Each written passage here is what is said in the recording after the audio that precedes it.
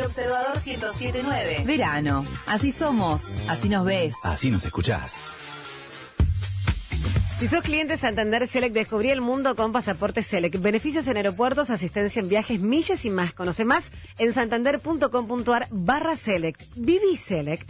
Si sos cliente Santander Select, descubrí el mundo con Pasaporte Select. Beneficios en aeropuertos, asistencia en viajes, millas y más. Conoce más en santander.com.ar/select. Viví Select. Disponible para cartera comercial y de consumo. Los accionistas de Banco Santander Argentina S.A. no responden en exceso de su integración accionaria. El True Joyero Relojero reabrió sus puertas en la esquina de Callao y Quintana, Recoleta. Compramos relojes, alhajas y oro en todas las presentaciones. El True Joyero Relojero, un emblema argentino. El True Joyero Relojero reabrió sus puertas en la esquina de Callao y Quintana, Recoleta. Compramos relojes, alhajas y oro en todas sus presentaciones. El True Joyero Relojero, un emblema argentino. UCASAL, ¿sabías que UCASAL es la universidad con más trayectoria en educación a distancia? ¿Sabías que UCASAL es la universidad con más trayectoria en educación a distancia? Está presente con sedes en todo el país. Más de 35.000 alumnos la eligen. Cree en vos. Podés ser el próximo. UCASAL. Construí tu historia. Conocé las más de 84 carreras en ucasal.edu.ar. Ya está Álvaro Delgado con nosotros, enseguida lo vamos a saludar. Dicen que es una temperatura fría para el día de hoy con mucho viento, entonces no hay mucha gente en la playa, pero qué lindo que se ve el mar por acá, Si ustedes lo pueden ver, es un placer, hacer Yo ya hice, desde el viernes pasado hasta ahora, hice varias entrevistas, así que recién ahora, cuando me estaba acostumbrando, este es el último día, ya estaba acostumbrándome a la rutina. Bueno, no importa, 11 3500 1079 en nuestra línea de mensajes. Álvaro Delgado, gracias por compartir con nosotros. Gracias, Luis, es un gusto estar acá. Vinimos a la inauguración el 1 de enero. Sí, lo sé. Y bueno, y lo agradecemos. Y con mucho gusto. La verdad que siempre es una buena noticia cuando se inaugura un medio de comunicación. Sí. Tiene que ver con la calidad de la democracia, con la oportunidad de información. Sí. Con que la gente sea más libre. Sí, acércate más. ¿Te puedo tutear, no? Sí, obvio. Con la gente sea más libre. Sí. Le voy a avisar a un amigo mío que se llama La Calle Pouca y las para surfear acá. ¿Le gusta surfear? Sí. A Luis sí es un fanático. Sí, es un fanático, sí. Vos sabés que yo estoy aprendiendo a entender cada vez más la cultura de Uruguay, ¿no? Y hay cosas que para la política argentina son inentendibles. No quiero hacer malas comparaciones, pero bueno, nuestro candidato a presidente, que era ministro de Economía, desde el ministerio se financiaba la campaña electoral. Lo digo acá porque se lo dije en la cara a él y a la gente de en ese momento, Unión por la Patria. Ustedes automáticamente, como precandidato, piden licencia, ¿no? Para empezar la campaña. Yo no pedí licencia, renuncié. ¿Y por qué? Porque me parecía que era más transparente. Más genuino. A ver, yo no tenía ni visión política. Podía seguir siendo secretario de la presidencia y haciendo campaña electoral. A ver, siendo secretario de la presidencia, de hecho, sos el 2 de la torre ejecutiva. Sí. Era coordinación. Estabas en la mesa chica con el presidente. Coordinación de gabinete. Acá no hay. Perdón, Álvaro, de gabinete, pero en los hechos funcionaba así. Me parecía que iba a generar todo un flanco y una discusión y una suspicacia si desde ese lugar, tomando decisiones todos los días, además le restaba mucho tiempo a mi tarea para la cual estaba trabajando en el Poder Ejecutivo para hacer campaña electoral. Y además no haces bien ninguna de las dos cosas, porque tenés que dedicarle tiempo, mucho enfocarte en lo que estás haciendo, en las dos tareas, ¿no? Entonces el 21 de diciembre ya habían terminado 2 otros temas, anunciamos el programa de saneamiento en 61 localidades del interior, vamos a llegar a 200.000 personas nuevas en saneamiento en todo el país, anunciamos 2 o 3 cosas más y el 21 de diciembre renuncié, bueno, para empezar un proceso de una campaña electoral rumbo a las internas, de junio, rumbo a octubre y rumbo a noviembre. ¿Vos sabés a ver, podía haber pedido licencia por las dudas. Sí. Y en esto, cuando uno se juega al 100%. Claro, no hay por las dudas. No hay por las dudas. No hay retorno acá. Sí. Y no hay red de contención. ¿Viste el discurso de Milei? ¿Lo leíste? Lo leí en la prensa. ¿Y qué te pareció? A ver, es un discurso obviamente vi reacciones diferentes, ¿no? Leí reacciones diferentes. Yo no voy a opinar sobre lo que dice, sobre el contenido, sobre algunas formas, obviamente, no se puede ver de un prisma uruguayo el tema. Mucha gente quedó muy, por lo que leí en la prensa, mucha gente sobre todo que venía de países donde había sufrido la falta de libertad, valoró mucho el concepto de libertad, al extremo que lo pone, para nosotros y para nuestro partido. Es más, te voy a contar cómo termina Luis el discurso del 1 de marzo cuando asume la Asamblea General. Termina diciendo, si el 1 de marzo del 2025, cuando él termina su mandato, dice, los uruguayos son más libres, es que hicimos un buen gobierno. Bueno, ese es el concepto. Ustedes defienden la libertad. No, y de hecho el manejo de la política de COVID. Y empezó a los 15 días empezar el gobierno. El 2 de marzo nos instalamos en la Torre Ejecutiva, como el primer día de escuela, ¿no? Bañadito, perfumadito, traje nuevo. A los 15 días entró el COVID de Uruguay. Sí. Veníamos de Bella Unión con Luis inaugurando la cosecha de la caña de azúcar. Y a mí me llama el director del servicio de emergencia para decirme que los 4 primeros casos. Desde ahí citamos al Consejo de Ministros. Vos laburaste mucho con el tema vacunas también, ¿no? La emergencia sanitaria. Y a los 15 días nos quisieron meter una cuarentena obligatoria. Estaba el Frente Amplio, estaba el movimiento sindical y mucha manija con el tema de cuarentena obligatoria. Y nosotros en eso hicimos lo que entendíamos, lo que nos decían las convicciones. Que esto se solucionaba no solo dando las medidas sanitarias de amparo, y obviamente las vacunas en su momento, y las medidas sociales, sino además dándole a la gente la posibilidad que se cuide. Y se acuñó el concepto de la libertad responsable. Y la gente cumplió. La gente cumplió. Y no creíamos en una cuarentena, en estado policíaco, donde en realidad todo el mundo tenía que dar cuenta de lo que hacía. Era una locura. Y además no lo podía bancar económicamente, ¿no? Sí. ¿Sabés qué? Me contaron un cuento, por ahí es así o por ahí no es así. Me dijeron que Tabaré Vázquez, sí, cuando apareció COVID, se acercó a la mesa de entradas del Palacio de Gobierno y dejó unas sugerencias para el gobierno. Y no sé si al otro día, horas después o días después, el presidente Luis Lacalle Pou, creo que fue solo, le dijo en su casa. Sí, ¿puedo ir a tomar un café a tu casa y hablamos de esto y de muchas otras cosas? Y no sé si es así, pero tomó algunas de las sugerencias que le hizo Tabaré. Pero en general no fue sobre el COVID, sobre temas generales. Sobre ¿no? temas generales. Fue una visita que el presidente le hizo al expresidente Vázquez. En Uruguay ya esa situación que es difícil capaz que entender de la lógica argentina. ¿Argentina? A ver, yo te veo por televisión y vos ves a veces que parecen que hay mundos diferentes. Bueno, es en que la Argentina. Miradas diferentes, sí, relatos diferentes, pero lo que no hay realidad diferente, hay una sola realidad. Claro. La realidad no se puede engañar, no se puede disimular, se puede maquillar un poquito. Bueno, pero yo veo que... Pero acá podés sentar en la mesa, no, como claro, hizo Luis Lacalle Pou cuando fue la asunción de Lula, invitó a Mujica y a Sanguinetti. Sí. Y son esas señales que al Uruguay, que es un país chiquito, ¿cuáles son sus fortalezas? Es muy importante. Entre otras cosas, la civilidad. Es muy importante. Ustedes van a tener una elección muy competitiva, entiendo yo, por todo lo que me dicen, contra el Frente Amplio, ¿no? Vos sos uno de los precandidatos del oficialismo. En el fondo están discutiendo lo mismo, con mejores modales. ¿Cuánto Estado tiene que tener un gobierno para gobernar bien?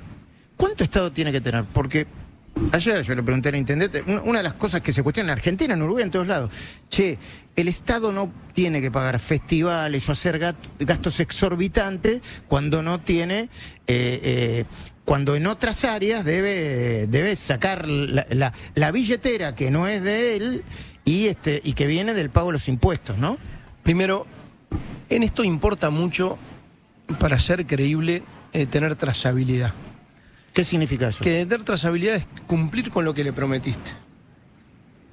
A ver, uno puede coincidir o discrepar. He visto de todo con cosas que puede hacer el presidente argentino. Sí. Ganó, o sea, es legitimado, está para hacerlo. Tiene una pero además él dijo lo que iba a hacer antes de la campaña, ¿verdad? Sí. A algunos le gustaban, a otros no le gustaban. Sí. Otra cosa media rara en la Argentina. En campaña no te dicen lo que van a... Lo que van o lo que tuvimos tienen que un hacer. programa de gobierno, de la coalición de gobierno, se llamó Un Compromiso por el País, y todo lo que fuimos diciendo lo fuimos cumpliendo. Es más, el año que viene vamos a hacer un estado de situación para ver que cumplimos casi con la totalidad, a pesar de que es un gobierno que tuvo 2 años condicionado por la pandemia. Sí.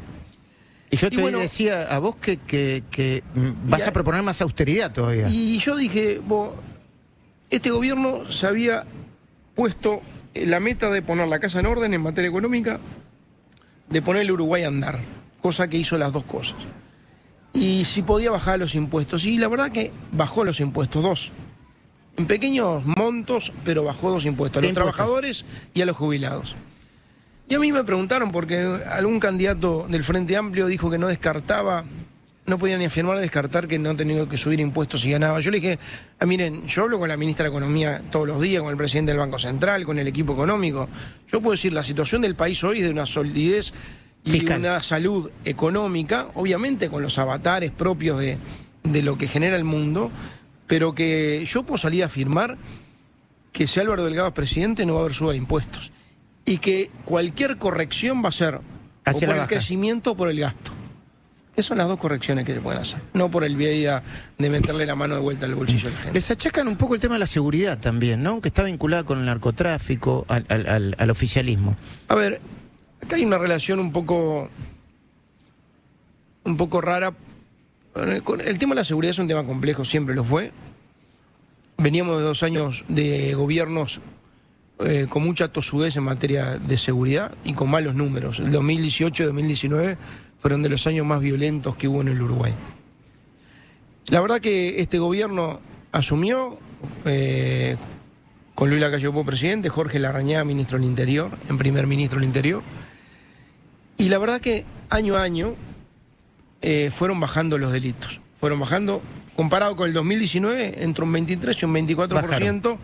Todos los delitos, ¿no? La rapiña. Lo peligroso. Quizás donde tenemos todavía que trabajar más es en los homicidios. Y obviamente hay un tema que no es excusa, porque yo no quiero usar esto como excusa, que son los ajustes de cuentas.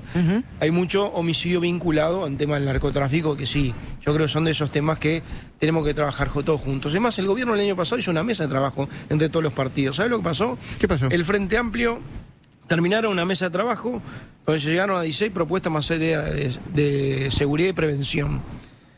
El Frente Amplio se opuso incluso a las propias, cuando se fueron al Parlamento, a propias de las medidas que ellos mismos habían propuesto. Yo creo que en estos temas, sobre todo el tema del narcotráfico, no puede haber 2 miradas, tiene que ser un tema de Estado. Y todos los candidatos tenemos que decir, acá hay una lucha. Nosotros tenemos que comprometernos en una lucha frontal al narcotráfico. Como te digo, en otro plano, que me hablaste del Estado, si Álvaro Delgado es presidente, va a haber una lucha frontal, una guerra a la burocracia, que es el otro tema que tenemos, que hace un Estado más gordo, más pesado, sos menos libre, pero lo hace más ineficiente y lo hace más caro. Para mí la descontaminación burocrática, de la duplicación, triplicación de registros, que te piden los mismos papeles, que tenés que... Todo eso, yo estoy pensando en un grupo que se dedique especialmente a establecer todo un mapeo en general del Estado que determine, todos los trámites que se pueden eliminar. Y que están superpuestos muchas veces, o duplicados. No voy a profundizar en uno por uno de nuevo, porque soy un periodista argentino que no sigo la realidad uruguaya en detalle. Algo que tenemos que aprender los periodistas de todo el mundo es decir, lo que no sabemos, no lo sabemos, o lo que sabemos de oída. Sucedieron un par de escándalos en los últimos meses que... Todos tenemos que saber. Sí. Lo que no sabemos, no sabemos. Para todo. Para lo político también. Sé que hubo escándalos. Sí, claro. Sé que hubo escándalos. Tuvo que renunciar altos cargos del gobierno, distintos escándalos. ¿Eso afectó la imagen del Frente Amplio? ¿Puede afectar tu intención de voto, la intención de voto del oficialismo? Mirá, este gobierno tuvo 5 crisis, lo que llamo crisis. Pandemia, la más fuerte, la más potente y la más profunda. Había un tema de salud, pero había un tema social, económico, asociado. Segunda fue la sequía en el verano, para el sector agropecuario muy duro, asociado con la guerra de Rusia y Ucrania, que elevó los precios del petróleo, de los fertilizantes, de los oleaginosos. Después hubo una sequía en el invierno que Montevideo y la zona metropolitana, estábamos todos los días viendo cuándo empezaba a llover, porque las represas de reservas iban bajando y no llovía. Hacía 80 y pico de años que había una sequía en el invierno de la que hubo. Tuvimos que hacer toda una obra que se había que haberla hecho hace mucho tiempo, y la verdad yo parte de lo que le critico al Frente Amplio, que dedicó a hacer obras faraónicas como el Antel Arena o una regasificadora que gastaron 200 millones de dólares y no se pudo hacer, y todavía están los pilotes en el Río de la Plata. En vez de hacer eso, podían haber hecho obras como un respaldo para el tema de suministro de agua potable en forma alternativa al sistema Montevideo y al sistema Santa Lucía, del río Santa Lucía. Bueno, se secó el río Santa Lucía, usamos la reserva, mientras tanto hicimos toda una obra que permitía canalizar otro río para ir el mientras tanto. Se usó poco porque empezó a llover. Esa fue la cuarta crisis. La quinta crisis, que para nosotros impactó, sobre todo para algún sector de la sociedad, tiene que ver con la diferencia cambiaria con la Argentina, ¿no?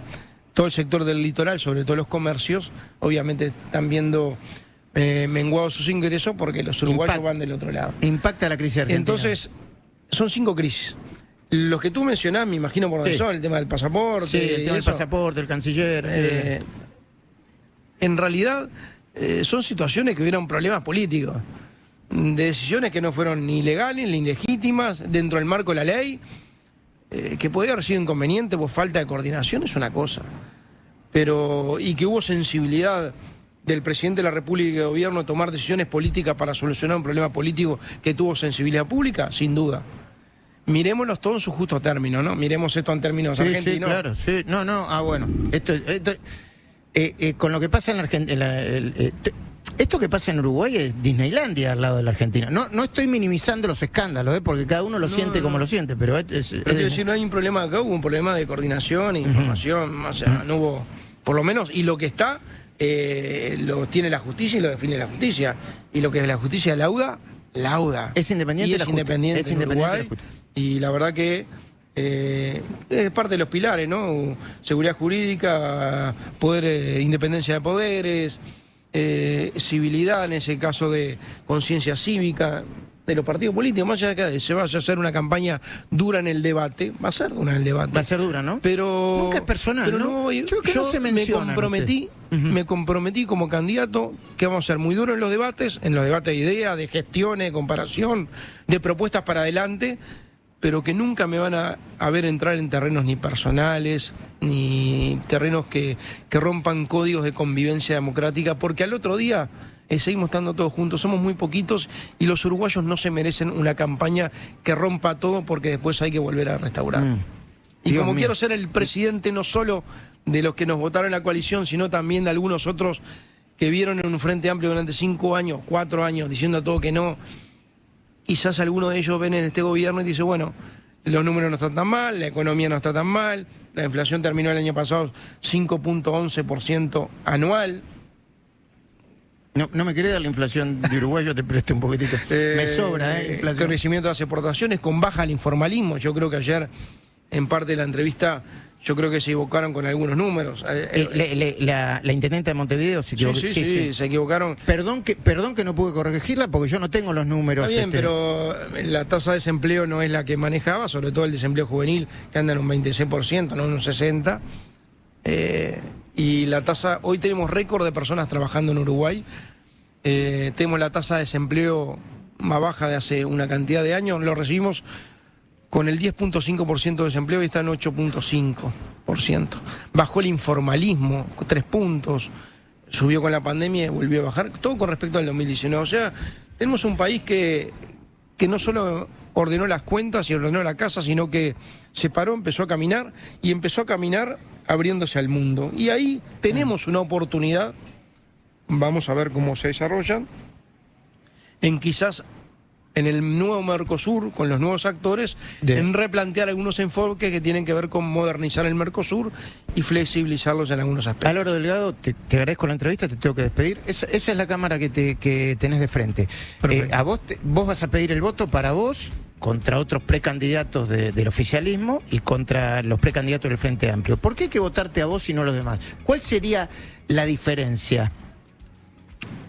Mira, yo represento continuidad con innovación. Continuidad no es una palabra estática, es una palabra dinámica, porque vos no continuás estrictamente lo que pasó.